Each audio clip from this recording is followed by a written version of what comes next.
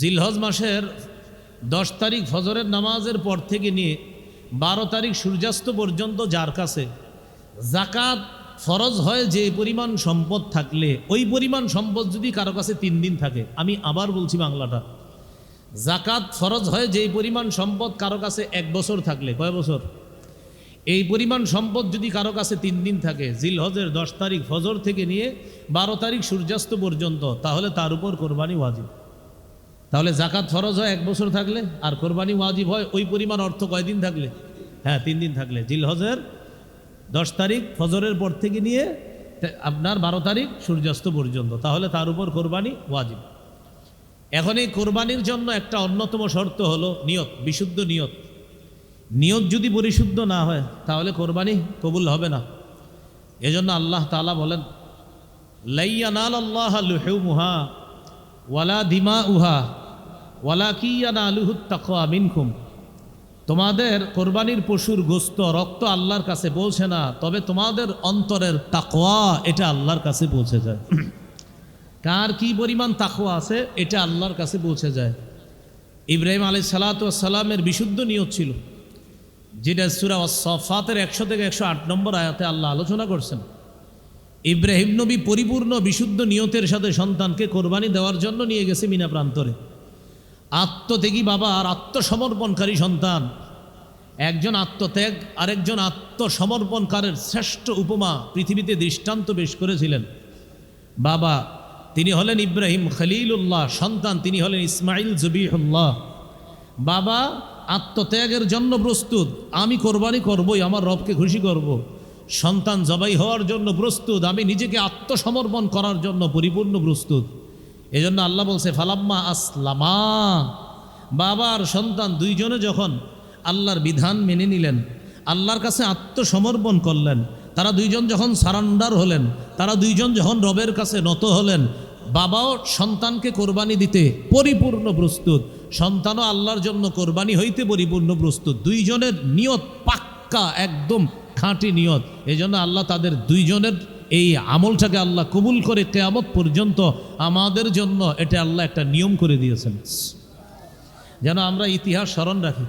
এই জন্য সূরা আস-সাফফাতের 108 নম্বর আয়াত আছে, ওয়াতারাকনা আলাইহি ফিল আখিরিন, পরবর্তীদের মাঝে ইব্রাহিম নবীর এই ঘটনাটা আমি দৃষ্টান্ত হিসাবে রেখে দিলাম। সুবহানাল্লাহ।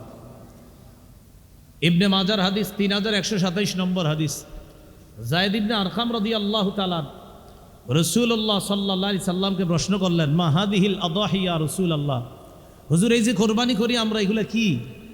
রাসূলুল্লাহ সাল্লাল্লাহু আলাইহি সাল্লাম বললেন, সুন্নাতু আবিকুম ইব্রাহিম আলাইহিস সালাম, এটা তোমাদের আব্বা ইব্রাহিম নবীর সুন্নত। এই সুন্নত দিয়ে আবার অনেকে কি কয় জানেন? কয় কোরবানি সুন্নত। এই যে এই সুন্নত দিয়ে বলে কোরবানি সুন্নত। দেখেন এই সুন্নতের অনুবাদ হলো কোরবানি করাটা এটা ইব্রাহিম নবীর নিয়ম। বলেন কার নিয়ম? হ্যাঁ, ইব্রাহিম নবীর নিয়ম। আর এই নিয়ম পালন করাটা তোমাদের জন্য ওয়াজিব। বুঝলেন কথাটা? এটা ইব্রাহিম নবীর নিয়ম, আর সামর্থ্যবানদের জন্য এই নিয়ম পালন করা ওয়াজিব। সুন্নত শব্দ থেকে ওই অনেকে প্রমাণ করতে চায় এটা সুন্নত, তো এই সুন্নত মানে এটা ইব্রাহিম নবীর নিয়ম, আর ইব্রাহিম নবীর এই নিয়মটা সামর্থ্যবানদের জন্য ওয়াজিব। বলেন তো সুন্নত ইব্রাহিম, এই সুন্নত অর্থ কি? নিয়ম। বলেন কিটা? রীতি নীতি। কোন নবীর নীতি? এটা ইব্রাহিম নবীর নীতি। আর এই নীতিটা বাস্তবায়ন করা সামর্থ্যবানদের জন্য কি? ওয়াজিব। ওয়াজিব। আল্লাহ আমাদেরকে বুঝার তৌফিক দান করেন। এই জন্য বুখারীর বর্ণনা 5545 নম্বর হাদিসে আছে, রাসূলুল্লাহ সাল্লাল্লাহু আলাইহি সাল্লাম বলেন, ইন্না আউওয়ালা মা নাবদাউ বিহি ফি ইয়াউমিনা হাযা আন নুসাল্লিয়া সুম্মা নারজি'a ফানানহারা। আমরা কোরবানির দিনটা এইভাবে শুরু করি, প্রথমে আমরা ঈদের নামাজ পড়ি, নামাজ পড়ার পর এরপর আমরা আসি, আসার পর আমরা কোরবানি করি। নবীজি বললেন এটাই নিয়ম, যেই ব্যক্তি এই কাজটা করবে যে কোরবানির ঈদের নামাজ পড়বে, নামাজ পড়ার পর পশু জবাই করবে, ফাকাদ আসাবা সুন্নাতানা, ওই ব্যক্তি আমি নবীর সুন্নতকে প্রতিষ্ঠিত করলো। দেখেন এই সুন্নত মানে আমি নবীর নিয়ম, যে আমি নবী কোরবানির ঈদের 2 রাকাত নামাজ পড়েছি, পড়ার পর পশু জবাই করেছি, এটা বলছেন নবী কি এটা আমার নিয়ম, আর এই নিয়ম পালন করা সামর্থ্যবানদের জন্য ওয়াজিব। এই সুন্নত দিয়ে অনেকে কি বলে? কোরবানি সুন্নত। হ্যাঁ কি বলে? কোরবানি ফাকাদ আসাবা সুন্নাতানা, এই সুন্নত মানে কিন্তু আপনার সেই সুন্নত, এটা হলো আমার নিয়ম। কি?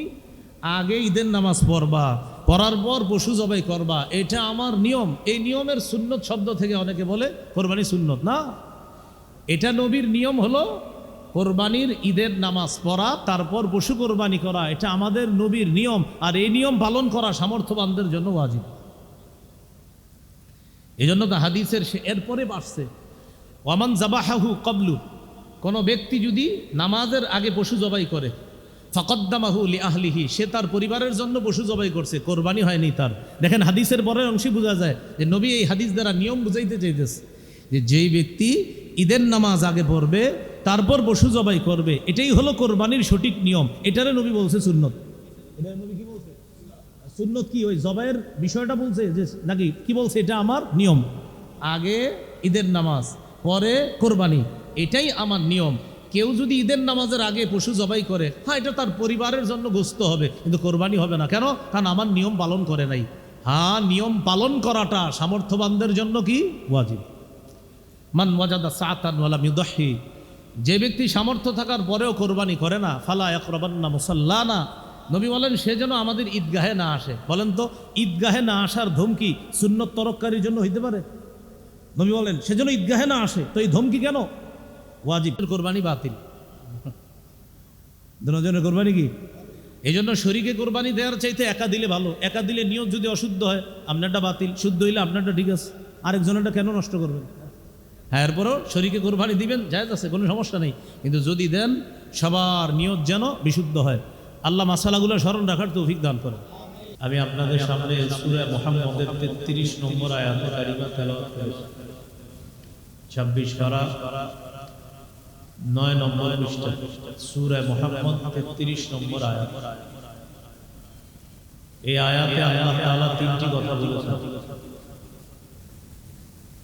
ইমানদারদেরকে ডেকে আল্লাহ বলেন আতিউল্লাহ, তোমরা আল্লাহর আনুগত্য করো, এলো প্রথম কথা। দ্বিতীয় কথা ওয়াতিউর রাসূল, তোমরা রাসূলের আনুগত্য করো। তৃতীয় কথা ওয়ালা তুবতিলু আমালাকুম, তোমরা তোমাদের আমল সমূহ নষ্ট করে দিও না। এই তিনটি কথা এভাবে বলা যায় রাসূলুল্লাহ সাল্লাল্লাহু আলাইহি সাল্লামের তরিকা অনুযায়ী আল্লাহর বিধানগুলো পালন করা, আল্লাহর বিধান পালন, এই বিধান পালনের মাধ্যমে যে নেকি কামাই করি আমরা, যে আমলের মাধ্যমে এই নেকি অর্জন হয়, এই আমলগুলো যেন আমরা নষ্ট না করি। ইবাদত বন্দেগী আল্লাহর নির্দেশ, এগুলা পালন করব নবীর তরিকা অনুযায়ী। যে ইবাদত বন্দেগীগুলো করব এগুলা যেন আমরা নষ্ট না করি। তাহলে আল্লাহর বিধান পালন করা নবীর তরিকা অনুযায়ী, আর যে আল্লাহর হুকুম আহকামগুলো পালন করলাম, এমন কোনো কাজ করব না যেগুলোর কারণে এই ভালো কাজগুলো নষ্ট হয়ে যাবে। এই হলো মোট তিনটা কথা। তোমরা আল্লাহকে মানো, আল্লাহর আনুগত্য করো।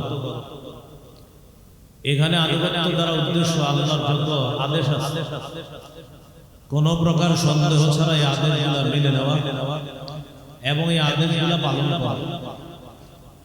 আল্লাহর যত নিষেধ আছে নিষেধগুলো মেনে নেওয়া এবং আল্লাহর নিষেধাজ্ঞাগুলো থেকে বেঁচে থাকা, এ হলো আল্লাহর আনুগত্য করা। কিভাবে আল্লাহর আদেশ নিষেধ পালন করব? আতিউর রাসূল, রাসূলের আনুগত্য করো, মানে নবীর তরিকা অনুযায়ী। এই হলো আজকে আলোচনার প্রথম দুই অংশ। আল্লাহর আদেশ নিষেধ পালন করব, নবীকে পালন করব, নবীর কথা মানব, মানে নবীর তরিকা অনুযায়ী আল্লাহর আদেশ নিষেধগুলো আমরা পালন করতে হবে। আল্লাহর আদেশ যেমন কোরআনে আছে সূরা বাকারা 21 নম্বর আয়াত, উ'বুদু রাব্বাকুম, তোমরা তোমাদের রবের ইবাদত করো। ইবাদত করা এটা আল্লাহর আদেশ, এটা পালনীয়, এটা পালন করা। সূরা বাকারার 41 নম্বর আয়াত আছে আকিমুস সালাহ, নামাজ কায়েম করো। নামাজ কায়েম করা এটা একটা ইবাদত। এই ইবাদত এটা আমরা করব, আল্লাহর হুকুম পালন করব, আর করব নবীর তরিকা অনুযায়ী। সূরা হুদের 114 নম্বর আয়াতে আছে ওয়া আকিমিস সালাতা তারাফাইন নাহার ওয়া যুলাফাম মিনাল লাইল, তুমি দিনের দুই প্রান্তে সালাত কায়েম করো এবং রাতের কিছু অংশে, উদ্দেশ্য 5 ওয়াক্ত নামাজ পড়ো।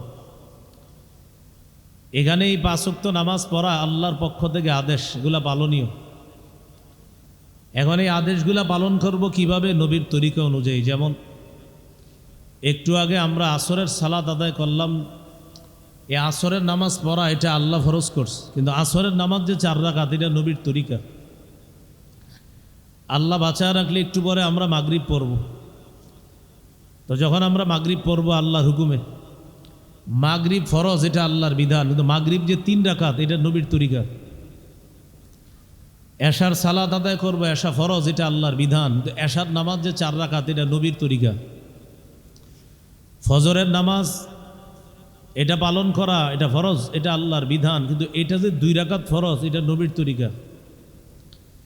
জোহরের নামাজ 4 রাকাত, নামাজ পড়া ফরজ জোহর এটা আল্লাহর বিধান, কিন্তু জোহর যে 4 রাকাত পড়তে হবে এটা নবীর তরিকা। তাহলে আমরা ফজর, জোহর, আসর, মাগরিব, এশা এগুলা আমরা পালন করলাম, মানে আল্লাহর হুকুম পালন করলাম, আল্লাহর আদেশ পালন করলাম, আল্লাহর আনুগত্য করলাম। বাকি কিভাবে করলাম? নবীর তরিকা অনুযায়ী। এটা হলো নবীর আনুগত্য করা। এখানে একটা বিষয় মনে রাখা, নবীর আনুগত্য করা মানেও আল্লাহর আনুগত্য করা। সুবহানাল্লাহ। কিভাবে? কারণ আল্লাহর সব আদেশগুলা পালন করা মানে আল্লাহর আনুগত্য করা। বলেন তো, নবীর যে আনুগত্য করতে হবে এই আদেশটা কার? তাহলে নবীর আনুগত্য করা মানেও কাকে মানা? আল্লাহকে মানা। হ্যাঁ, এটাই সূরা আলী ইমরানের 31 নম্বর আয়াতে আল্লাহ বলেন, কুল ইন কুনতুম তুহিব্বুনাল্লাহ, যদি তোমরা আল্লাহকে ভালোবাসো এই দাবি করো, ফাত্তাবিউনি, নবী বলেন তোমরা আমার অনুসরণ করো, ইউহিব্বুকুমুল্লাহ, তাহলে আল্লাহ তোমাদেরকে ভালোবাসবে, ওয়া ইয়াগফির লাকুম যুনুবাকুম, তোমাদের জিন্দেগীর সব গুনাহ মাফ করে দিবে। তাহলে আল্লাহর আদেশ পালন করা, ইবাদত করা এটা আল্লাহর আদেশ। ইবাদত করব নবীর তরিকা অনুযায়ী। 17 পারার 20 নম্বর পৃষ্ঠা সূরা হজের 77 নম্বর আয়াতে আছে, ইয়া আইয়ুহাল্লাযীনা আমানু রুকউ ওয়াসজুদু ওয়া'বুদু রাব্বাকুম ওয়াফআলুল খায়র, হে ঈমানদারগণ তোমরা রুকু করো, তোমরা সাজদা করো, তোমরা তোমাদের রবের ইবাদত করো, তোমরা ভালো কাজ করো। এই আয়াতে আল্লাহ পাক রব্বুল আলামিন কিছু বিধান দিলেন। রুকু করা, সিজদা করা, রবের ইবাদত করা, ভালো কাজ করা, এগুলো আল্লাহর আদেশ। এখন আমরা এই রুকু সিজদা কিভাবে করব এটা নবীর শিখানো পদ্ধতি আছে। এইভাবে রুকু করতে হয়, এইভাবে সিজদা দিতে হয়। এই কথাগুলোর মধ্যে আবার এক শ্রেণী বাদ হয়ে যায়, তারা হলো মুনকিরিন হাদিস, যারা হাদিস অস্বীকার করে। আমাদের বাংলাদেশ সহ সারা পৃথিবীতে একটা দল বের হয়েছে, তাদেরকে বলা হয় মুনকিরিন হাদিস বা হাদিস অস্বীকারী, আর তাদের স্বঘোষিত দলের নাম হলো আহলে কোরআন। এরা দাবি করে আহলে কোরআন, মানে তাদের নাম হলো কোরআন অনুসরণকারী দল। তারা বলে, বাস্তবিক অর্থ হলো তারা কোরআন অনুসরণ করে না, এটা তাদের নিজস্ব বানানো নাম। তারা কোরআন অনুসরণ করে না, কারণ কোরআনের সূরা মুহাম্মদের 33 নম্বর আয়াতে আল্লাহ বলেন তোমরা আল্লাহর আনুগত্য করো, রসুলের আনুগত্য করো। বলেন তো, রসুলের আনুগত্য করা এই আদেশ কার? আল্লাহর। এখন রসুলের আনুগত্য কিভাবে করব? নবী যা বলেছেন, যা থেকে নিষেধ করেছেন, এগুলো আমরা মেনে চলতে হবে। হাদিসের কিতাব ইবনে মাজাহ, এই কিতাবের 12 নম্বর হাদিসে আছে, রাসূলুল্লাহ সাল্লাল্লাহু আলাইহি সাল্লাম বলেন, সত্তর এমন একটা জামানা আসবে, যে জামানায় মানুষ সিংহাসনের উপরে হেলান দিয়ে বসা থাকবে। তাদের সামনে আমার হাদিস পেশ করা হবে। হাদিস পেশ করার পর তারা বলবে, বাইনানা ওয়া বাইনাকুম কিতাবুল্লাহ, আমাদের মাঝে তোমাদের মাঝে আল্লাহর কিতাব আছে, কোরআন। কোরআন থাকতে হাদিসের কি প্রয়োজন? নাউজুবিল্লাহ। কি বলবে? কোরআন থাকতে হাদিসের কি প্রয়োজন? রাসূলুল্লাহ সাল্লাল্লাহু আলাইহি সাল্লাম বলেন, এরপর তারা যুক্তি দিয়ে বলবে, ফামা ওয়াজাদনা ফীহি মিন হারামিন হাররামনা ওয়া মা ওয়াজাদনা ফীহি মিন হালালিল ইস্তাহলালনা, কোরআনের মধ্যে যেটা হালাল পাবো সেটা গ্রহণ করব, কোরআনে যেটা হারাম পাবো সেটাকে হারাম হিসাবে গ্রহণ করব। কোরআনের হালাল হারাম এগুলা যদি আমরা মেনে নেই তাহলেই তো চলে। হাদিসের কি দরকার? এটা কারা বলবে? যারা হাদিস অস্বীকার করে। তাহলে কথাটা কিন্তু দেখেন অনেক সুন্দর, চমৎকার কথা, যে কোরআন থাকতে হাদিসের কি দরকার? কয় কোরআনের আদেশগুলা মানলেই হলো, কোরআনের নিষেধগুলা থেকে বাঁচলেই হলো, কোরআনের হালালগুলা মেনে নিলাম, কোরআনের হারামগুলা থেকে বাঁচলাম, তাহলেই তো হয়ে যায়। কথা তো সুন্দর। উদ্দেশ্য হলো এই কোরআন থাকতে হাদিসের কি দরকার? তো যারা এই কথা বলে তাহলে তারা এই প্রশ্নের কি জবাব দিবে যে আজকে যে আসরের নামাজ পড়লাম কয় রাকাত? আসর ফরজ, এই কথা কার? কিন্তু আসর যে 4 রাকাত এটা কোথায় আছে হাদিসে? বলেন আসর ফরজ, এটা আছে কোরআনে। বলেন আসর ফরজ কোথায় আছে? কোরআনে। আসর ফরজ কোথায় আছে? কিন্তু 4 রাকাত যে আসর পড়তে হবে এটা কই আছে? মাগরিব ফরজ, এটা কোথায় আছে? কোরআনে। তো মাগরিব যে 3 রাকাত এটা কোথায় আছে? আপনি হাদিস না মানলে মাগরিব পড়বেন কেমনে? এশার নামাজ ফরজ, এটা কোরআনে আছে, কিন্তু এশা যে 4 রাকাত ফরজ এটা হাদিসে আছে। ফজরের নামাজ ফরজ, এটা কোরআনে আছে, কিন্তু ফজর যে 2 রাকাত ফরজ এটা হাদিসে আছে। তাহলে বলেন তো আজকের মাগরিবের নামাজটা যে আমরা পড়ব শুধু কোরআন অনুযায়ী না শুধু হাদিস অনুযায়ী না কোরআন হাদিস অনুযায়ী? তাহলে সুন্দর করে বুঝে বলেন মাগরিব ফরজ এই বিধান কোথায় আছে? কোরআনে। আর 3 রাকাত ফরজ, এই 3 রাকাত যে এটা কোথায় আছে? হাদিসে আছে। তাহলে হাদিস অস্বীকারী যারা, তাদের দাবি এটা কি সঠিক হলো না ভুল প্রমাণিত হলো?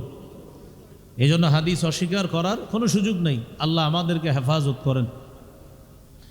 আল্লাহ বলেন তোমরা আল্লাহর আনুগত্য করো, রসুলের আনুগত্য করো। তো আল্লাহর আদেশগুলা মানা, এর মধ্যে একটা আদেশ উবুদু রব্বাকুম, রবের ইবাদত করো। সাধারণত আমরা ইবাদত করি 5টি মাধ্যমে। সাধারণত 5 মাধ্যমে আমরা ইবাদত করি। 1 নাম্বার আমরা ইবাদত করি কলবের মাধ্যমে, অন্তর দিয়ে। 2 নাম্বার আমরা ইবাদত করি মুখ দিয়ে। 3 নাম্বার আমরা ইবাদত করি শরীর দিয়ে। 4 নাম্বার আমরা ইবাদত করি সম্পদ দিয়ে, টাকা পয়সা দিয়ে।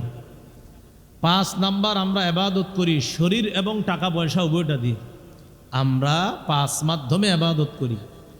1 নাম্বার আমরা ইবাদত করি কলব দিয়ে, অন্তর দিয়ে। এটাকে বলা হয় আল ইবাদাতু বিল কলব, বাংলা হলো আত্মিক ইবাদত, যে ইবাদত করা হয় আত্মা দিয়ে, কলব দিয়ে। 2 নাম্বার আমরা ইবাদত করি মুখ দিয়ে, এটাকে বলা হয় আল ইবাদাতু বিল ফাম অথবা আল ইবাদাতু বিল লিসান, এটার বাংলা হলো মৌখিক ইবাদত। 3 নাম্বার ইবাদত করি শরীর দিয়ে, এটাকে বলা হয় আল ইবাদাতু বিল জাসাদ, অর্থাৎ শারীরিক ইবাদত। 4 নাম্বার আমরা ইবাদত করি সম্পদ দিয়ে, এটাকে বলা হয় আল ইবাদাতু বিল মাল, অর্থাৎ আর্থিক ইবাদত। আত্মিক না কিন্তু আর্থিক। আত্মিক হলো অন্তর দিয়ে, আত্মিক আরেকটা হলো আর্থিক, এটা হলো অর্থ সম্পদ দিয়ে। 4। 5 নাম্বার আমরা অর্থ এবং শরীর দিয়ে ইবাদত করি, মানে যে ইবাদতে টাকাও লাগে শরীর লাগে, সেটাকে বলা হয় আল ইবাদাতু ফিল বিল জাসাদি ওয়াল মাল, শরীর এবং সম্পদ দিয়ে যে ইবাদত করা হয়। 1 নাম্বার আমরা কলব দিয়ে ইবাদত করি। কলবের ইবাদত যেমন ঈমান। বলেন কি?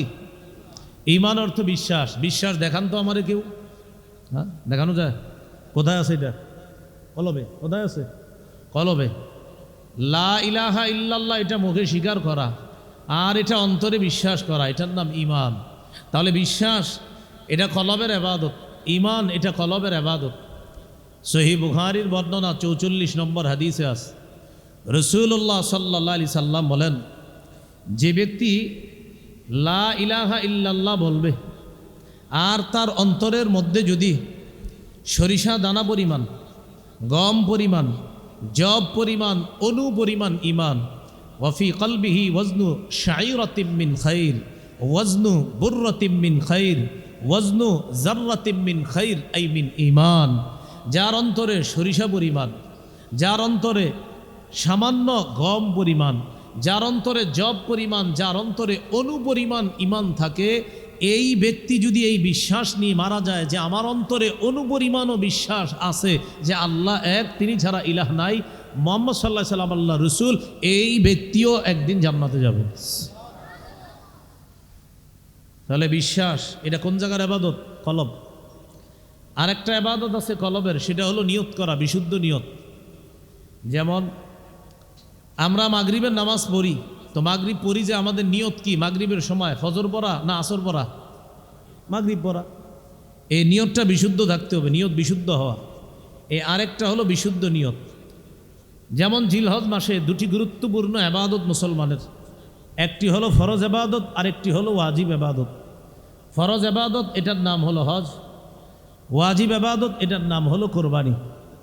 ফরজ এবাদত যাদের কাছে টাকা পয়সা আছে, অর্থ সম্পদ আছে, আল্লাহর ঘর পর্যন্ত পৌঁছার, পরিবারের আর্থিক ভরণ পোষণ ইত্যাদি বহন করার পর যার কাছে এই পরিমাণ অর্থ আছে, আল্লাহর ঘরে গিয়ে সেখানে থাকা খাওয়া এই পরিমাণ অর্থ নিয়ে আবার দেশে আসতে পারবে, সে তার উপর হজ করা ফরজ। সূরা আলী ইমরানের 97 নম্বর আয়াত। আরেকটা হলো আপনার ওয়াজিব ইবাদত, সেটা হলো কোরবানি। জিলহজ মাসের 10 তারিখ ফজরের নামাজের পর থেকে নিয়ে 12 তারিখ সূর্যাস্ত পর্যন্ত যার কাছে যাকাত ফরজ হয়, যে পরিমাণ সম্পদ থাকলে ওই পরিমাণ সম্পদ যদি কারো কাছে 3 দিন থাকে, আমি আবার বলছি বাংলাটা, যাকাত ফরজ হয় যেই পরিমাণ সম্পদ কারো কাছে 1 বছর থাকলে, কয় বছর? এই পরিমাণ সম্পদ যদি কারো কাছে 3 দিন থাকে, জিলহজের 10 তারিখ ফজর থেকে নিয়ে 12 তারিখ সূর্যাস্ত পর্যন্ত, তাহলে তার উপর কোরবানি ওয়াজিব। তাহলে যাকাত ফরজ হয় 1 বছর থাকলে, আর কোরবানি ওয়াজিব হয় ওই পরিমাণ অর্থ কয়দিন থাকলে? হ্যাঁ, 3 দিন থাকলে। জিলহজের 10 তারিখ ফজরের পর থেকে নিয়ে আপনার 12 তারিখ সূর্যাস্ত পর্যন্ত, তাহলে তার উপর কোরবানি ওয়াজিব। এখন এই কোরবানির জন্য একটা অন্যতম শর্ত হলো নিয়ত, বিশুদ্ধ নিয়ত। নিয়ত যদি পরিশুদ্ধ না হয় তাহলে কোরবানি কবুল হবে না।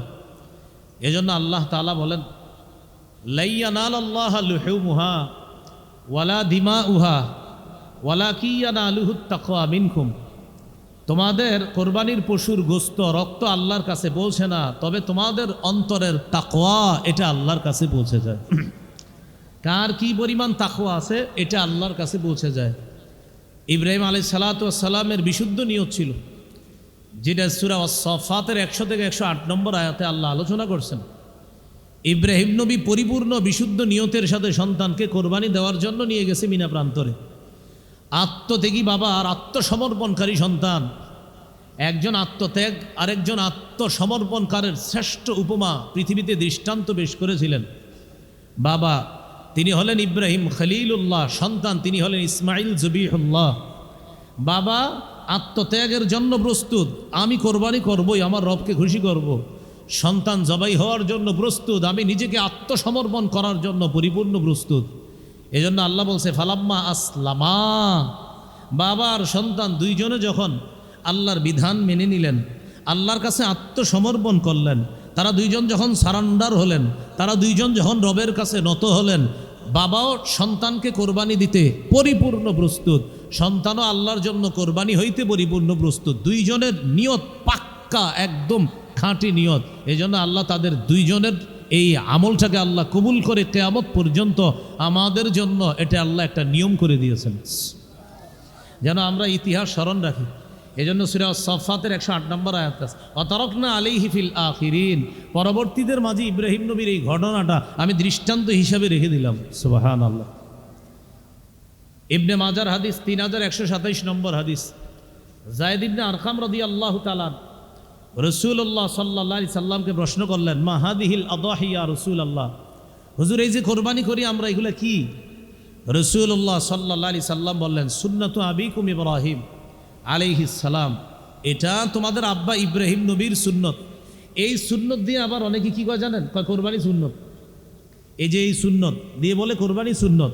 দেখেন এই সুন্নতের অনুবাদ হলো কোরবানি করাটা এটা ইব্রাহিম নবীর নিয়ম। বলেন কার নিয়ম? হ্যাঁ, ইব্রাহিম নবীর নিয়ম। আর এই নিয়ম পালন করাটা তোমাদের জন্য ওয়াজিব। বুঝলেন কথাটা? এটা ইব্রাহিম নবীর নিয়ম, আর সামর্থ্যবানদের জন্য এই নিয়ম পালন করা ওয়াজিব। সুন্নত শব্দ থেকে ওই অনেকে প্রমাণ করতে চায় এটা সুন্নত, তো এই সুন্নত মানে এটা ইব্রাহিম নবীর নিয়ম, আর ইব্রাহিম নবীর এই নিয়মটা সামর্থ্যবানদের জন্য ওয়াজিব। বলেন তো সুন্নত ইব্রাহিম, এই সুন্নত অর্থ কি? নিয়ম। বলেন কি এটা? রীতি নীতি। কোন নবীর নীতি এটা? ইব্রাহিম নবীর নীতি। আর এই নীতিটা বাস্তবায়ন করা সামর্থ্যবানদের জন্য কি? ওয়াজিব। ওয়াজিব। আল্লাহ আমাদেরকে বুঝার তৌফিক দান করেন। এই জন্য বুখারীর বর্ণনা 5545 নম্বর হাদিসে আছে, রাসূলুল্লাহ সাল্লাল্লাহু আলাইহি সাল্লাম বলেন, ইন্না আউওয়ালা মা নাবদাউ বিহি ফি ইয়াউমিনা হাযা আন নুসাল্লিয়া সুম্মা নারজি'a ফানানহারা। আমরা কোরবানির দিনটা এইভাবে শুরু করি, প্রথমে আমরা ঈদের নামাজ পড়ি, নামাজ পড়ার পর এরপর আমরা আসি, আসার পর আমরা কোরবানি করি। নবীজি বললেন এটাই নিয়ম। যেই ব্যক্তি এই কাজটা করবে যে কোরবানির ঈদের নামাজ পড়বে, নামাজ পড়ার পর পশু জবাই করবে, ফাকাদ আসাবা সুন্নাতানা, ওই ব্যক্তি আমি নবীর সুন্নতকে প্রতিষ্ঠিত করলো। দেখেন, এই সুন্নত মানে আমি নবীর নিয়ম, যে আমি নবী কোরবানির ঈদের 2 রাকাত নামাজ পড়েছি, পড়ার পর পশু জবাই করেছি, এটা বলছেন নবী কি এটা আমার নিয়ম, আর এই নিয়ম পালন করা সামর্থ্যবানদের জন্য ওয়াজিব। এই সুন্নত দিয়ে অনেকে কি বলে কোরবানি সুন্নত, হ্যাঁ কি বলে কোরবানি ফাকাদ আসাবা সুন্নাতানা, এই সুন্নত মানে কিন্তু আপনার সেই সুন্নত, এটা হলো আমার নিয়ম। কি আগে ঈদের নামাজ পড়বা, পড়ার পর পশু জবাই করবা, এটা আমার নিয়ম। এই নিয়মের সুন্নত শব্দ থেকে অনেকে বলে কোরবানি সুন্নত না, এটা নবীর নিয়ম হলো কোরবানির ঈদের নামাজ পড়া, তারপর পশু কোরবানি করা, এটা আমাদের নবীর নিয়ম, আর এই নিয়ম পালন করা সামর্থ্যবানদের জন্য ওয়াজিব। এই জন্য তো হাদিসের এরপরে আসছে ওয়ামান জাবাহাহু ক্বাবলু, কোনো ব্যক্তি যদি নামাজের আগে পশু জবাই করে, ফাকাদ্দামাহু লিআহলিহি, সে তার পরিবারের জন্য পশু জবাই করছে, কোরবানি হয়নি তার। দেখেন হাদিসের পরের অংশে বোঝা যায় যে নবী এই হাদিস দ্বারা নিয়ম বুঝাইতে চাইতেছে যে যেই ব্যক্তি ঈদের নামাজ আগে পড়বে, তারপর পশু জবাই করবে, এটাই হলো কোরবানির সঠিক নিয়ম। এটারে নবী বলছে সুন্নত। এটা নবী কি বলছে? সুন্নত কি ওই জবাইয়ের বিষয়টা বলছে যে নাকি কি বলছে? এটা আমার নিয়ম, আগে ঈদের নামাজ পরে কোরবানি, এটাই আমার নিয়ম। কেউ যদি ঈদের নামাজের আগে পশু জবাই করে, হ্যাঁ এটা তার পরিবারের জন্য গোশত হবে, কিন্তু কোরবানি হবে না। কেন? কারণ আমার নিয়ম পালন করে নাই। হ্যাঁ, নিয়ম পালন করাটা সামর্থ্যবানদের জন্য কি ওয়াজিব।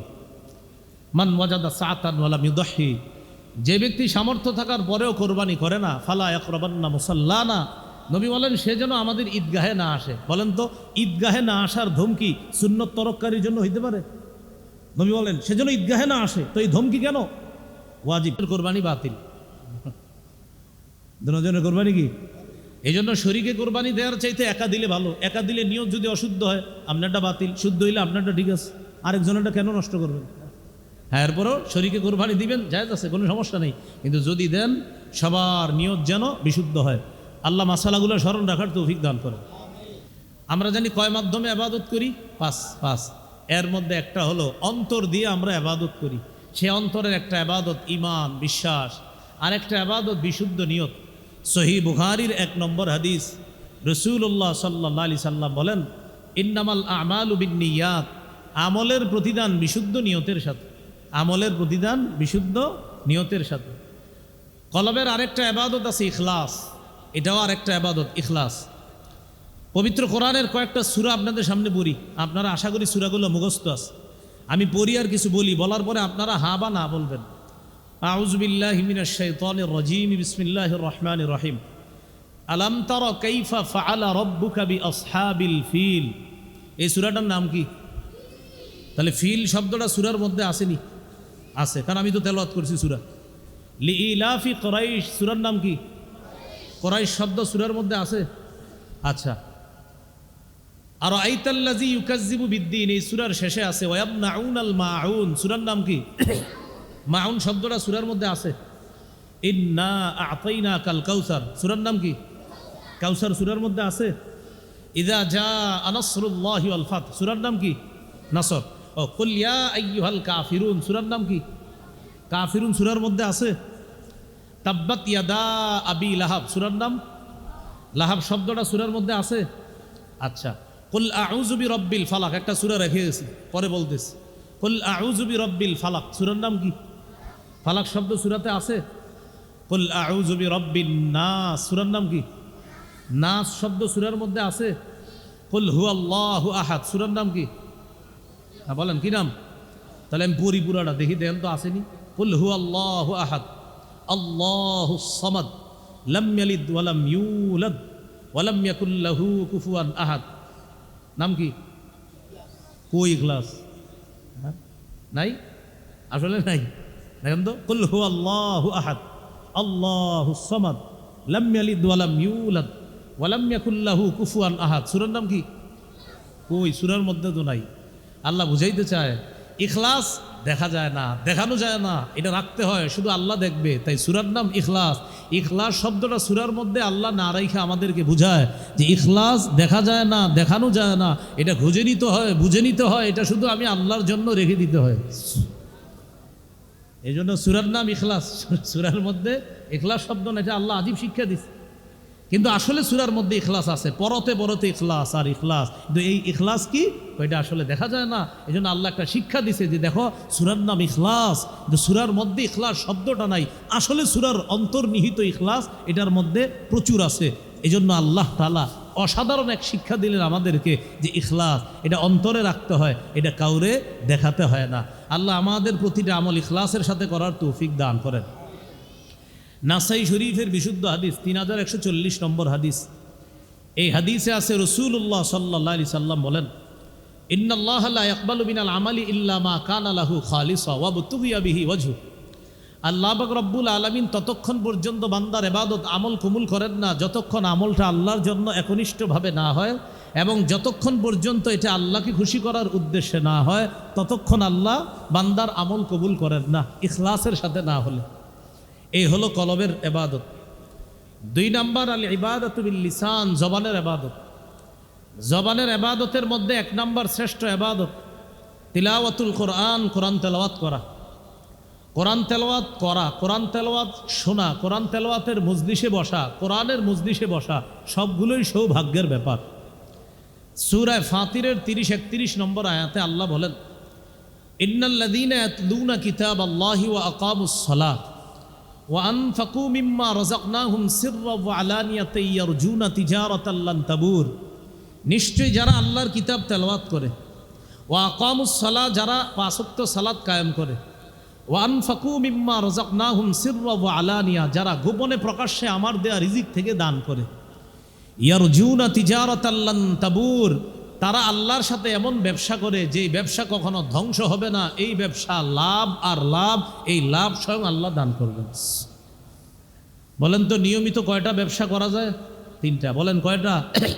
কোরআন তেলাওয়াত, নামাজ, আর হলো দান সদকা। এই নিয়মিত 3টা আমল করবেন। এটা এমন একটা লাভজনক ব্যবসা যেই ব্যবসায় আপনার কখনো লস হবে না। এটা লাভ আর লাভ ঘোষণা স্বয়ং আল্লাহ দিছে। তাহলে 3টা কথা, একটা হলো আল্লাহর কোরআন তেলাওয়াত করা, 2 নাম্বার জিকির করা, আর 3 নাম্বার হলো তেলাওয়াত করা, 2 নাম্বার নামাজ পড়া, 3 নাম্বার দান সদকা করা সাধ্য অনুযায়ী। আল্লাহ আমাদের সকলকে মৃত্যু পর্যন্ত এই 3টা আমল নিয়মিত করার তৌফিক দান করেন। বলছিলাম মৌখিক ইবাদত একটা তিলাওয়াতুল কোরআন। 21 নাম্বার পারা 1 নাম্বার পৃষ্ঠার শুরুতে আছে, উতলু মা উহিয়া ইলাইকা মিনাল কিতাব। নবী আপনি তেলাওয়াত করেন যা আপনাকে ওহী হিসাবে দেওয়া হয়েছে, কোরআন। আমাদের নবীর উপর যেই কথাটা সর্বপ্রথম নাজিল হয়েছে, নবুয়তের সূচনা হয়েছে যেই বাক্যের মাধ্যমে, জিবরিল আমিন নবীজির কাছে আসছে। বুখারীর 3 নম্বর হাদিসে আছে, নবীজির কাছে আয়েশা নবীজিরে প্রথমেই বলছে ইকরা, বলে নাই মুহাম্মদ সাল্লাল্লাহু আলাইহি ওয়াসাল্লাম, এটা বলে নাই যে মুহাম্মদ ও নবী, এটা বলে নাই। আয়েশাই বলছে ইকরা। কি বলছে বলেন তো? মানে আমার সাথে ওনার কথা শুরু, ইকরা, ওনার সাথে কথা শুরু করলাম, ইকরা মানে পড়েন। জিবরিল আমিন নবীজির সাথে কথা শুরু করছে, ইকরা, আপনি পড়েন। কি দিয়ে কথা শুরু? তা এই বলেন তো কি দিয়ে কথা শুরু? ইকরা। তাহলে কত সুন্দর কথা, নবীজির সাথে জিবরিল আমিনের কথা শুরু ইকরা, পড়া দিয়ে। আবু দাউদের একটা হাদিস আছে, এই হাদিসের মধ্যে আসছে রাসূলুল্লাহ সাল্লাল্লাহু আলাইহি সাল্লাম বলেন, ইন্না আউওয়ালা মা খালাকাল্লাহুল খালকা আল কলম। বিশুদ্ধ হাদিস। সর্বপ্রথম আল্লাহ তাআলা যা সৃষ্টি করেছেন সেটা হলো কলম। সেটা হলো কি? কলম। কলম দিয়ে কি করি আমরা? লিখি। তাহলে আমাদের নবীজির নবুয়তের জীবনের সূচনা, নবুয়তের জীবনের সূচনা হইল পড়া দিয়ে। আর আল্লাহ তাআলা সৃষ্টির সূচনা করলেন লেখা দিয়ে। সৃষ্টির সূচনা করলেন লেখা দিয়ে, নবুয়তের সূচনা করলেন পড়া দিয়ে। তাহলে পড়া আর লেখা 2টা মিলান তো। নবীজির নবুয়তের সূচনা হইল পড়া দিয়ে, আর সৃষ্টির সূচনা করলেন আল্লাহ লেখা দিয়ে। 2টা মিলাইলে কি হয়? পড়া লেখা। ছোটবেলা আমাদের আব্বা আম্মা আমাদেরকে শিখেছে এগুলো, পড়ালেখা করে যে গাড়ি বাড়ি চড়েছে। এখন হলো মোবাইল যে চালায় যত বেশি সে তত বেশি গাড়ি ঘোড়া চলবে। এটা হলো আপনার বর্তমান ডায়লগ হওয়া উচিত, যে যে যত বেশি ইউটিউব ফেসবুক দেখবে যে গাড়ি বাড়ি চড়বে সে। এটা তা আগে ছিল আপনার পড়ালেখা করে যে গাড়ি বাড়ি চড়ে সে, এই। আর এখন হলো এটা না, আমি স্লোগান দিই এইগুলো বেশি চালায় যে মাথা মোটা হয় সে বেশি।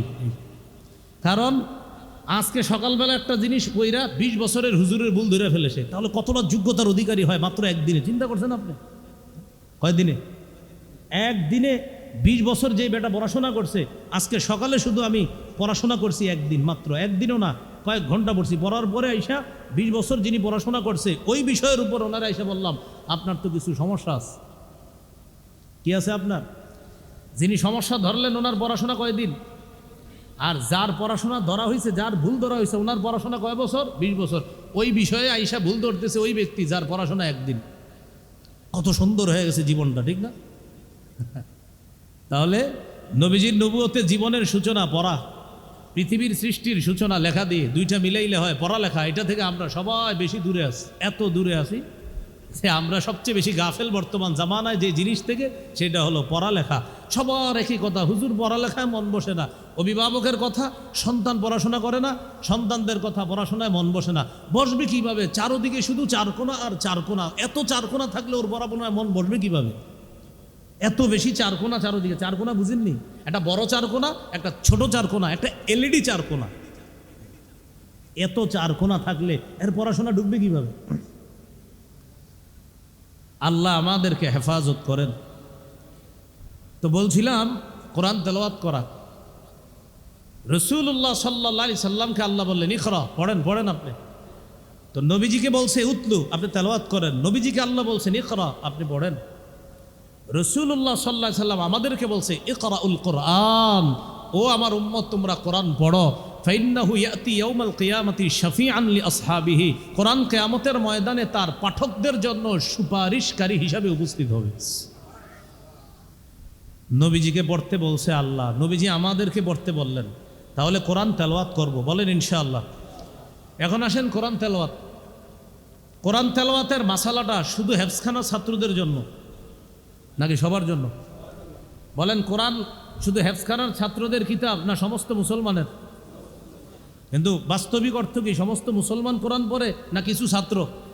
হ্যাঁ, তাহলে কোরআন তো সবাই পড়তে হবে। রাসূলুল্লাহ সাল্লাল্লাহু আলাইহি সাল্লাম বলেন ইকরাইল কোরআনা ফি আরবাঈনা, তুমি 40 দিনে অন্তত এক খতম কোরআন পড়ো। প্রত্যেকটা মুসলমানের জন্য মুস্তাহাব হলো অন্তত 40 দিনে এক খতম কোরআন পড়া। অসংখ্য মুসলমান পাবেন যে 40 বছরেও এক খতম কোরআন পড়ে নাই। কয় বছরে? অথচ মুস্তাহাব ছিল কয় দিনে এক খতম কোরআন পড়া? 40 দিনে এক খতম কোরআন পড়া। আল্লাহ আমাদেরকে কোরআন তেলাওয়াত নিয়মিত করার তৌফিক দান করেন। সহিহ বুখারী সহিহ মুসলিমের বর্ণনা।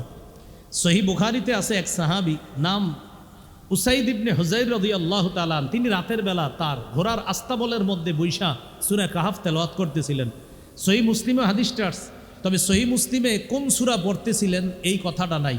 বাকি বুখারীতে আছে তিনি সূরা কাহফ পড়তেছিলেন। একই ঘটনা বুখারীতে আসছে, মুসলিমও আছে। বুখারীতে আছে তিনি সূরা কাহফ পড়তেছিলেন, আর সহিহ মুসলিমে একই ঘটনা আসছে, কিন্তু কোন সূরা পড়তেছিলেন এই কথাটা সহিহ মুসলিমে ওই শব্দে নাই। তো বুখারী মুসলিমের হাদিস। যারা আপনারা দাওয়াত ও তাবলীগের সাথে মেহনত করেন, ফাজায়েল আমল যে কিতাবটা আছে ওখানেও শাইখুল হাদিস জাকারিয়া রহমতুল্লাহ আলাইহি এই হাদিসটা, বুখারী মুসলিমের এই হাদিসটা ফাজায়েল আমলের মধ্যে আনছে। এখন হাদিসটা শোনার পরে আপনাদের অনেকের মাথায় আসবে, হা হুজুর আমরাও তালিমে শুনছি হাদিসটা। দেখেন সেটা, এক সাহাবী নাম উসাইদ ইবনে হুযাইর রাদিয়াল্লাহু তাআলা রাতের বেলা ঘোড়ার আস্তাবলের মধ্যে বৈশা উনি কোরআন তেলাওয়াত করতেছে। ঘটনাটা দৃশ্যপটটা কল্পনায় আনেন। সাহাবী কোরআন পড়ে, তার ছোট্ট একটা সন্তান ইয়াহিয়া নাম, এই ইয়াহিয়া পাশে ঘুমাইতেছে, আর তার প্রাণীগুলা আস্তাবলের মধ্যে আছে। তাহলে 3 শ্রেণী প্রাণীর ঘর, প্রাণী আছে আস্তাবলের মধ্যে, সন্তান ঘুমাইতেছে, আর সাহাবী নিজে পাঠক কোরআন তেলাওয়াত করতেছে। তাহলে আমরা শুধু দৃশ্যটা মাথায় আনি। সাহাবী যখন কোরআন পড়তেছে একসময় দেখেন তিনি তার যে আস্তাবলের মধ্যে প্রাণী আছে, প্রাণী লাফালাফি শুরু করছে। কিন্তু ঘটনা কি, প্রাণী লাফায় কেন? উনি তেলাওয়াত যত বাড়ায় প্রাণীর লাফ তত বাড়ে। তেলাওয়াতের গতি কমাইলে লাফ কমে যায়। সুবহানাল্লাহ। বলেন, তেলাওয়াত বাড়লে লাফ বাড়ে, আবার তেলাওয়াতের গতি কমলে লাফ কমে যায়। হ্যাঁ, উনি অবাক, ঘটনা কি? সাহাবী চিন্তা করলেন এই প্রাণী যেইভাবে লাফাইতেছে, না জানি লাফাইতে লাফাইতে আমার সন্তান ইয়াহিয়ার উপরে আইসা পড়ে। যে পাশে সন্তান ঘুমাইতেছে ইয়াহিয়া, যে লাফাইতে লাফাইতে তার উপরে আইসা পড়তে পারে। সহজে বুঝানেন, আমাদের দেশের গরুর ঘর আর ওই দেশের মনে করেন যে সমস্ত প্রাণীর আস্তাবল ছিল ওরকম প্রাণীর ঘর। আর সাহাবী সন্তানের জীবন নাশের আশঙ্কায় পড়া থামায়া দিলেন, যে আমি আর বেশি পড়ব না, যদি বেশি পড়ি প্রাণী এত পরিমাণ লাফাইতেছে, লাফাইতে লাফাইতে না জানি আমার সন্তান ইয়াহিয়ার উপরে পড়ে আর আমার সন্তান পদপিষ্ট হয়ে মারা যেতে পারে। তেলাওয়াত থামায়া দিলেন। তেলাওয়াত থামানোর পর প্রাণীর কাছে গেলেন, যাওয়ার পর দেখলেন আকাশের একখণ্ড মেঘ তার বাড়ির উপরে, ওই আপনার আস্তাবলের উপরে আসছে আকাশের একখণ্ড মেঘ। ফিহা আমসালুস সুরুজ, মেঘের ভিতরে আবার ছোট্ট ছোট্ট লাইটের মতো। এই মেঘখণ্ডটা আরো জাফিল জাউবি, শূন্যে বিলীন হয়ে যাচ্ছে। উনি তাকায় দেখে মেঘখণ্ডটা বাতি সহ উপরের দিকে উঠে যাচ্ছে। কোরআন তেলাওয়াত করে না দীঘা, এটা উপরে চলে যেতেছে। সাহাবী বলেন হাত্তামা ওরা, আর আমি দেখতেছি না এটা কোথায় গেছে। কোনো মতে রাত পার করছে। রাত পার করার পর সাহাবী রসুল সাল্লাল্লাহু আলাইহি সাল্লামের কাছে গেলেন, পুরা ঘটনাটা শোনাইলেন। হুজুর, রাতের বেলা আমি কোরআন তেলাওয়াত করতেছিলাম, এমন এমন একটা ঘটনা আসছে। নবীজি বললেন, ইকরা ইবনে হুজাইর, ও সাইদ ইবনে হুজাইর, তুমি যদি আরো কোরআন তেলাওয়াত করতা। সাহাবী বললেন, হুজুর আমি আরো তেলাওয়াত করতেছিলাম, কিন্তু প্রাণী তো আরো লাফায়। নবীজি বললেন, হ্যাঁ তুমি যদি আরেকটু তেলাওয়াত করতা। সাহাবী বলেন, হুজুর আমি তো আরো তেলাওয়াত করতেছিলাম, কিন্তু প্রাণী তো লাফায়। নবীজি বললেন, উফ তুমি যদি আরেকটু পড়তা। সাহাবী বলেন, হুজুর আরো পড়ছি, লাফায়। খাশিতু আন তাতা ইয়াহইয়া, আমি আশঙ্কা করলাম আমি যদি আর বেশি তেলাওয়াত করি, আমার সন্তান ইয়াহিয়ার উপরে ওই প্রাণী লাফাইতে লাফাইতে পড়তে পারে, পদপিষ্ট হয়ে আমার সন্তানটা মারা যেতে পারে। এই আশঙ্কায় আমি তেলাওয়াত থামিয়ে দিলাম। রাসূলুল্লাহ সাল্লাল্লাহু আলাইহি সাল্লাম বললেন, ইকরা ইবনে হুজাইর, ও সাইদ ইবনে হুজাইর, তুমি যদি আরেকটু পড়তা। সাহাবী অবাক, এটা কেন বলতেছে বারবার? রাসূলুল্লাহ সাল্লাল্লাহু আলাইহি সাল্লাম বলেন, শোনো, তুমি যে আকাশের মেঘখণ্ড দেখলা, এটার ভিতরে তুমি দেখলা ছোট ছোট বাতি, এগুলো আসলে মেঘখণ্ড বা বাতি তোমার সামনে রূপ ধারণ করছে। আসলে এগুলা ছিল তিলকাল মালাইকা, আল্লাহর অসংখ্য ফেরেশতারা তোমার বাড়ির উপরে আইসা তোমার কোরআন তেলাওয়াত শুনতেছিল। হাদিসে আসছে তাসতামিউ, এটার অনুবাদ হলো কান পেতে তোমার তেলাওয়াত মনোযোগ সহকারে শ্রবণ করা। ইস্তিমা মানি কান পেতে মনোযোগ সহকারে কোরআন শ্রবণ করা। কি পেতে? কান পেতে। নতুন আরেকটা কথা আসছে। একটা তো জানলাম কোরআন তেলাওয়াত করা, আর একটা কোরআন শ্রবণ করা। কোরআন শ্রবণ করা কখনো কখনো আমাদের জন্য বাধ্যতামূলকভাবে হয়ে যায়। সূরা আরাফের 204 নম্বর আয়াতে আছে, ওয়াইদা কুরিআল কুরআনু ফাসতামিউ লাহু ওয়া আনসিতু, যখন কোরআন পড়া হয় তখন তোমাদের উপর দুইটা হুকুম। 1 নাম্বার ফাসতামিউ লাহ, কান পেতে শুনবা। 2 নাম্বার ওয়া আনসিতু, চুপচাপ শুনবা। বলেন, কোরআন পড়লে পাঠক যারা কোরআন পড়বে, শ্রোতা যারা আছি আমরা, আমাদের কয়টা কাজ? 1 নাম্বার মনোযোগ সহকারে শোনা, 2 নাম্বার চুপ থাকা। বিশেষ করে এই বিধান নামাজে, সবাই বলেন এই বিধান বিশেষ করে কোথায়? হয় নাই, আরো জোরে, এই বিধান বিশেষ করে কোথায়? আবার এই বিধান বিশেষ করে কোথায়? তাহলে ইমাম যখন কোরআন পড়বে তখন আমরা কি করব? বলেন, চুপচাপ কি করব? শুনবো। এই জন্য ইমাম সাহেব যখন কোরআন তেলাওয়াত শুরু করবে, আলহামদুলিল্লাহি রাব্বিল আলামিন আর রহমানির রহিম মালিকি ইয়াউমিদ্দিন, মুফাসসিরিনে কেরাম বলেন তখন এই আয়াতের বিধান সবচেয়ে বেশি, এই বিধান প্রয়োগ হবে মুক্তাদির উপর। ইমাম যখন সামনে তেলাওয়াত করবে, মুক্তাদি তখন চুপচাপ ইমামের তেলাওয়াত শুনতে থাকবে। রয়ে গেল জোহর আর আসরের নামাজ। মাগরিব এশা ফজরে শুনলেন, বুঝলাম। জোহর আসরে কি করবেন? ইমাম সাহেবের তেলাওয়াত তো তখন শোনা যায় না, তখন আমরা কি করব? তখন আমরা চুপচাপ থাকবো পিছনে। কেন? রাসূলুল্লাহ সাল্লাল্লাহু আলাইহি সাল্লাম বলেন, ইন্নামা জুইলাল ইমামু লিউতাম্মা, ইমাম সাহেবকে সামনে দাঁড় করানো হয় তার অনুসরণ করার জন্য। আল ইমামু জামিন, ইমাম সাহেব সামনে দাঁড়ায় মুক্তাদির জিম্মাদারি নিয়ে, মুক্তাদির কেরাতের জিম্মাদারি ইমাম সাহেব নিয়ে সামনে দাঁড়ায়। এই জন্য রসুল বলেন, মান কানা লাহু ইমামুন ফাকিরাআতুল ইমামি লাহু কিরাআ, যার ইমাম আছে ইমামের কেরাতেই তার কেরাত। আবার বলছি, যার ইমাম আছে, বলেন তো সবাই, তার কেরাত মুক্তাদির কেরাত। আবার বলেন, যার ইমাম আছে ইমামের কেরাতি মুক্তাদির কেরাত। বলেন জোহর আসরে, বলেন যদিও মুক্তাদিরা চুপচাপ থাকি, কিন্তু আমাদের কেরাত ইমাম সাহেবের কেরাত। যেহেতু বলেন, যেহেতু ইমাম সাহেব কেরাত পড়ে, তাই আমাদের কেরাত পড়া লাগবে না। ইমাম সাহেব কি পড়ে? কেরাত পড়ে। এই জন্য আমাদের কি লাগবে না? কারণ বলেন তো, আমাদের যাদের ইমাম আছে, মুক্তাদি যারা আছি আমরা, আমাদের ইমাম সাহেবের কেরাতই আমাদের কেরাত।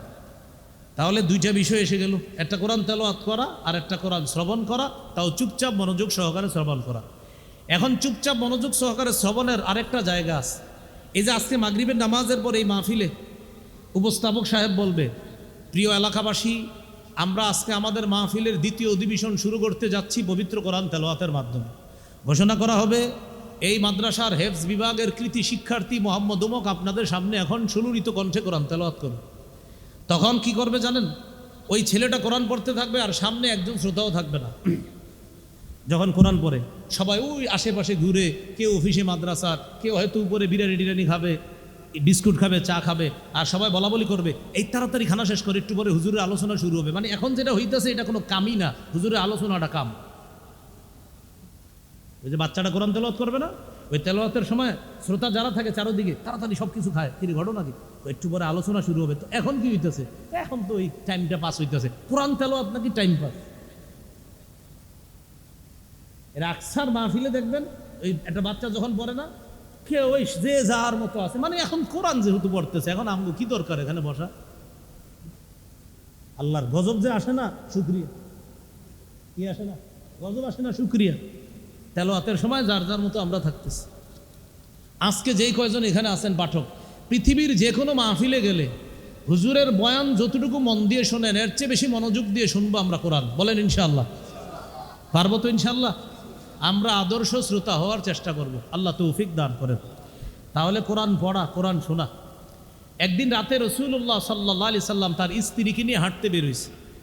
রাতে স্ত্রীকে নিয়ে হাঁটা সুন্নাহ। মাঝে মাঝে স্ত্রীকে নিয়ে রাতের বেলা হাঁটতে বের হবেন, তবে মেলা টেলায় যায় না, এমনি আশেপাশে ঘুরে আবার চলে আসবেন। অথবা ছাদের উপরে একটু হাঁটলেন, হাইটে আবার চলে আসবেন, পর্দার যেন খেলাফ না হয়। রাসূলুল্লাহ সাল্লাল্লাহু আলাইহি সাল্লাম তার স্ত্রী আয়েশা রাদিয়াল্লাহু তাআলা আনহাকে নিয়ে হাঁটতে বের হয়েছে। হাঁটতে বের হওয়ার পর এক জায়গায় গিয়ে দেখে নবীর এক সাহাবী আবু মুসা আশআরী রাদিয়াল্লাহু তাআলা কোরআন পড়তেছে। সুবহানাল্লাহ।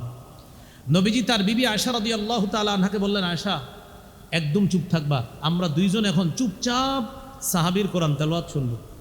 এখানে আপনারা এখন যারা শ্রোতা আছেন, আমার পাশে ওলামায়ে কেরাম আছেন, একটু কল্পনা করেন তো, একজন সাহাবী কোরআন পড়তেছে আর সাহাবীর কোরআন তেলাওয়াত শুনতেছে সেই মহামানব যার উপর আল্লাহ কোরআন নাজিল করছে। পিছনে দ্বারা চুপচাপ, সাহাবী যেন বুঝতে না পারে। সাহাবীর কোরআন তেলাওয়াত মোটামুটি শেষের দিকে, নবীজি আবার চুপচাপ চলে আসছে। সাহাবী বুঝতেও পারে নাই যে এতক্ষণ আমার পিছনে ওই ব্যক্তি আমার তেলাওয়াত শুনছে যার উপর স্বয়ং আল্লাহ কোরআন নাজিল করছে। পরের দিন সাহাবী আবু মুসা আশআরী রাদিয়াল্লাহু তাআলা নবীজির কাছে গেছে। সহিহ ইবনে হিব্বানের হাদিস, বিশুদ্ধ বর্ণনা, সনদ সহিহ। রাসূলুল্লাহ সাল্লাল্লাহু আলাইহি সাল্লাম বললেন, আবু মুসা রাতের বেলা অমুক জায়গায় কোরআন পড়তেছিলা? সাহাবী বলেন, জি আমি কোরআন পড়তেছিলাম। হুজুর আপনি কিভাবে জানলেন? নবীজি বলেন, আমি আর আমার স্ত্রী আয়েশা রাদিয়াল্লাহু তাআলা আনহা, তোমাদের আম্মাজান, আমরা দুইজন হাঁটতে বের হয়েছিলাম। হাঁটতে বের হওয়ার পর দেখি তুমি অমুক জায়গায় দাঁড়িয়ে কোরআন পড়তেছো। যেই মাত্র তোমার কোরআন শুনলাম, আমরা দুইজন চুপচাপ কোরআন তেলাওয়াত মনোযোগ সহকারে শুনলাম।